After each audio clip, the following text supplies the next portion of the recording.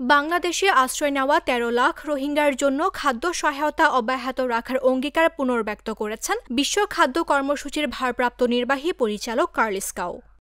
তিনি বলেছেন, রোহিঙ্গা সংকট এখনও রোমভিত্তিক জাতিসংঘ সংস্থাটির অগ্রাধিকারের তালিকার শীর্ষে। মঙ্গলবার ইতালির রাজধানী রোমের এক হোটেলে বাংলাদেশ সরকারের প্রধান উপদেষ্টা অধ্যাপক ড. মোহাম্মদ ইউনূসের সঙ্গে সাক্ষাৎকালে তিনি এ প্রতিশ্রুতি দেন। প্রধান উপদেষ্টার উপপ্রেস সচিব আবুল কালাম আজাদ মজুমদার মঙ্গলবার বিকেলে এ তথ্য জানান।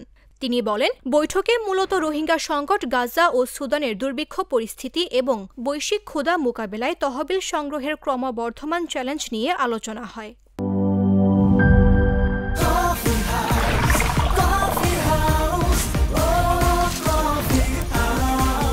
কফি হাউস, প্রতি চুমুকে আড্ডা জমে।